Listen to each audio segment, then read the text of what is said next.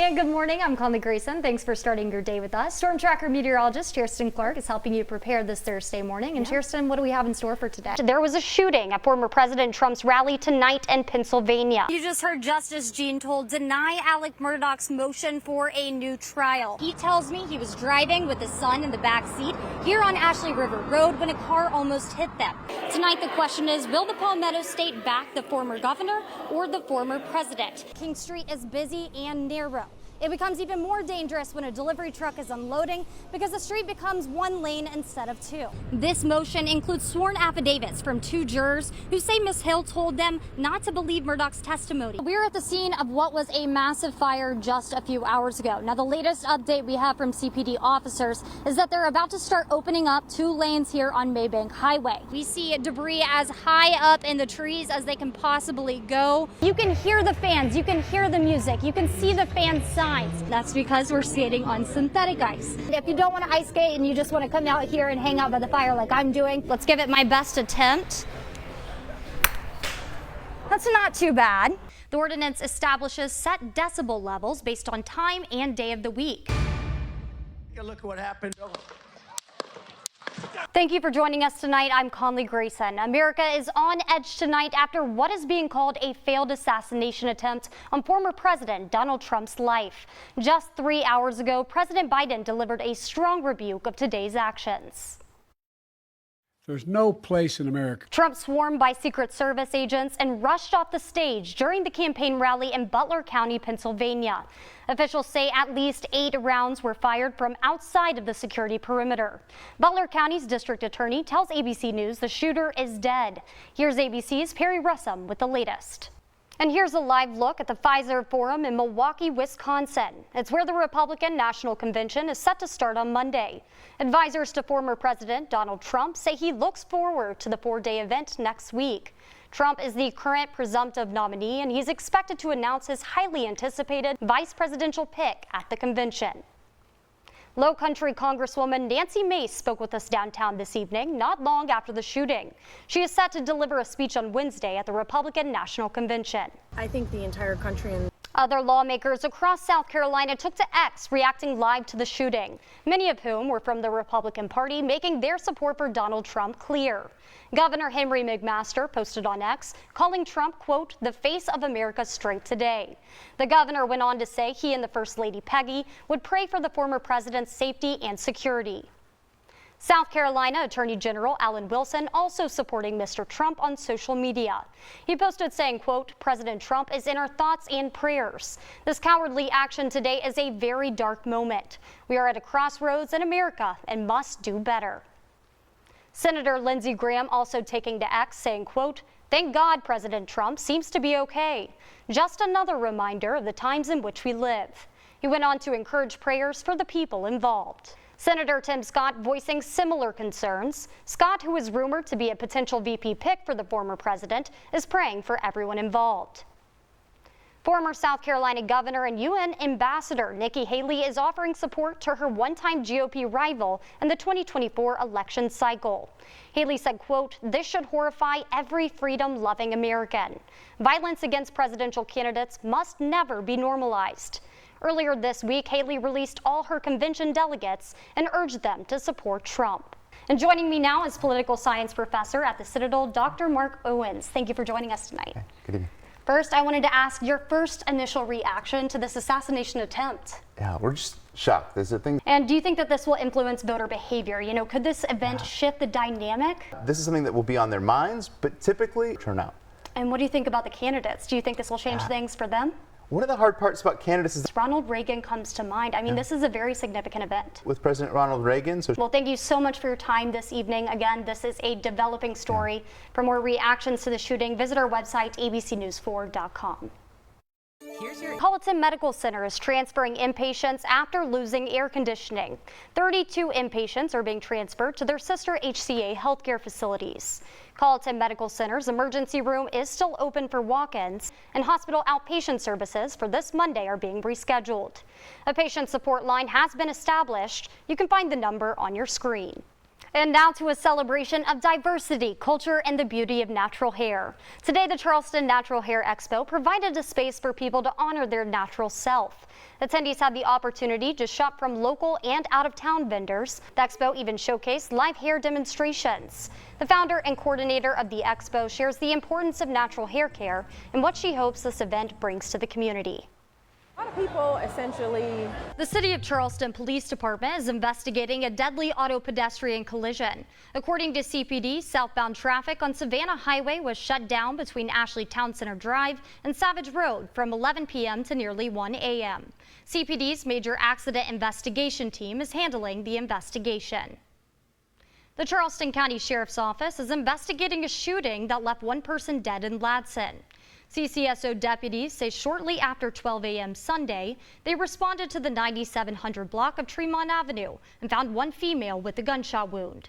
According to CCSO, she was pronounced dead at the scene. No arrests have been made, but deputies say there is no danger to the community. The coroner's office will release the identity of the victim at a later date, and the investigation is ongoing.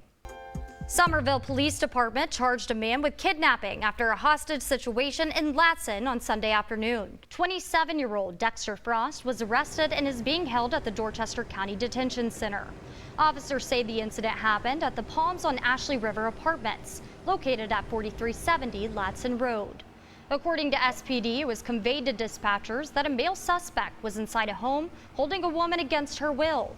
Police say the man was threatening to take his and the woman's life if police approached the door. Hostage negotiators and SWAT team began communicating with the suspect. At 3:15, over 2 hours after officers arrived, SPD says Frost surrendered to police peacefully and the woman being held was released safely. The Goose Creek Fire Department is investigating a house fire. Fire officials say it happened on the 100 block of Fairbury Drive yesterday around 4:15 a.m. According to GCFD, the residents were evacuated and not injured. Firefighters say the fire was extinguished at 4:44 a.m. However, the home was significantly damaged. The American Red Cross is assisting 6 people with food, clothing, and shelter. An inmate at Georgetown County Detention Center attempted to escape, resulting in a detention officer discharging his weapon. A spokesperson for the Georgetown County Sheriff's Office says an inmate in a transport unit attempted to seize an officer's firearm. Deputies say the officer deployed his taser to stop the inmate. However, it failed, so he discharged his duty weapon. According to GCSO, the inmate was not struck and is in custody with charges pending. Sheriff Carter Weaver has requested the State Law Enforcement Division to investigate the incident. Colleton County deputies are still on the lookout for a missing monkey in Walterboro. Cordell Brabham took this video of the primate on the roof of what appears to be a shed. We have new information this morning. Colleton County Animal Services has identified the monkey as Bradley, a 15-year-old Japanese macaque. At last check, Bradley is still on the loose. A presidential campaign like no other. National correspondent Christine Frizzell brings us a snapshot of the state of the race less than 6 months from Election Day. Today, people across the nation are celebrating Memorial Day. It's a day to honor the men and women who died protecting our freedoms. But did you know that Memorial Day is a holiday that started right here in Charleston? The area, now known as Hampton Park in downtown Charleston, was once a prisoner of war camp for Union prisoners of war. 257 Union prisoners died in the camp and were buried in a mass grave. Freed slaves spent the weeks before what historians have labeled the first Memorial Day, exhuming the bodies of the soldiers, creating a cemetery, and reburying the troops. Then on May 1st, 1865, they paid tribute.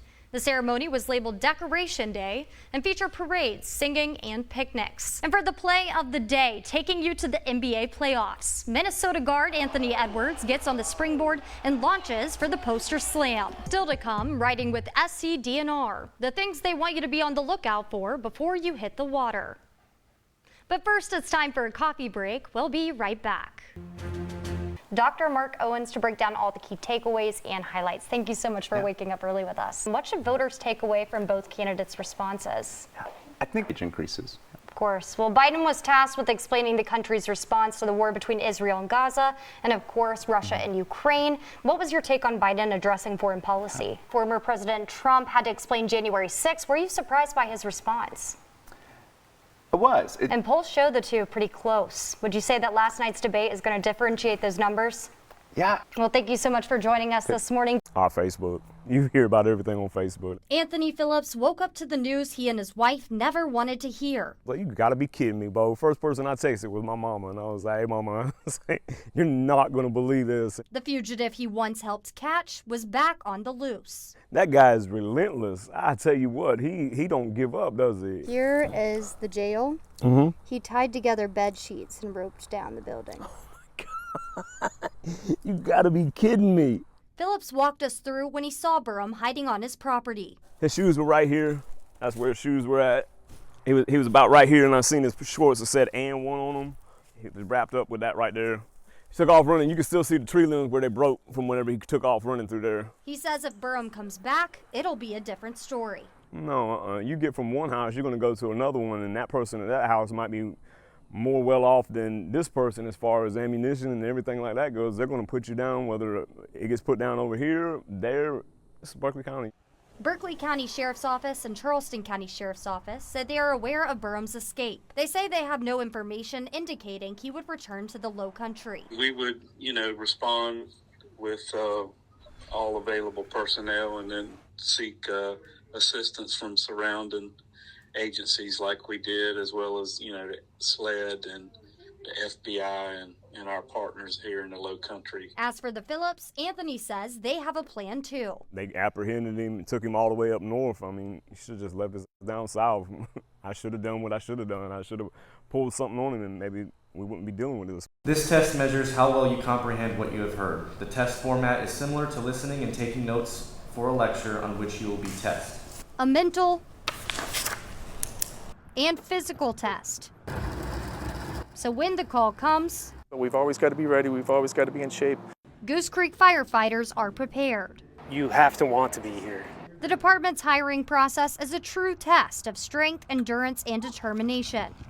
There are 12 minutes on the clock, 9 tasks to accomplish. Get in the gym 6 months ago. Hose connections, stair climbs, It's moving more already. and forcible entry are required before crossing the finish line. This at least gives you an idea of how much energy you're going to put on the job. If they want it prior to working here, they're going to continue that mindset throughout their career, which is what we're looking for. But candidates must use more than muscle. More fire deaths occur from carbon monoxide poisoning than any other toxic gas. A timed written test and a formal interview process allow both the department and applicant to see if they are the right fit. We live here. We spend a third of our lives here. The job is not for everyone, and not just anyone can pass. However, firefighters say if they are fueled by passion, they will better serve the community. Even if they do fail, we welcome them to come back. Seeing that level of energy and motivation and the determination to actually go through all the steps, that's a huge part of it too, and something that we will remember in the future. Reporting in Goose Creek, I'm Conley Grayson. 95-year-old Frances White and her 3 children are natives here in Charleston and visited the museum today to see their history on the walls. Now, just before the doors opened, I stood in line with them, and they told me they were absolutely speechless and just eager to get inside. Oh, move up. The White family walked into the IAM expecting to see everything that speaks to the life and struggles of African Americans. So the ancestors were looking out for us this morning. Yes, yes. Exhibits from across history revealed parts of their own family story. The size of this, the amount of time that it must have taken someone to do this is just unbelievable. Everything around them creating a full sensory experience. You could feel it, you could smell it. But the sheer numbers of enslaved Africans shocked them. So these are names and ages? Oh my goodness. Where was man's humanity during this period of time? With tears in their eyes, the family saw their imprint all over the map. There are few, if any, place on the globe where slavery did not touch either its soil or its soul. And found it hard to believe it lasted over 300 years. There is no sense of restitution. You can't have enslaved folks for that long and not feel that there is something owing to them. The Whites say they feel further away from that compensation because of the current climate in our country. They say today they still see hardships. We have great-grand nieces and nephews, and we say hopefully in their lifetime that things will be better. But the museum, they say, is a step in the right direction. When we listen to gospel music, it is the kind of music that you're hearing from the Praise House. Sit down, servant, sit down. Sit down, servant, sit down.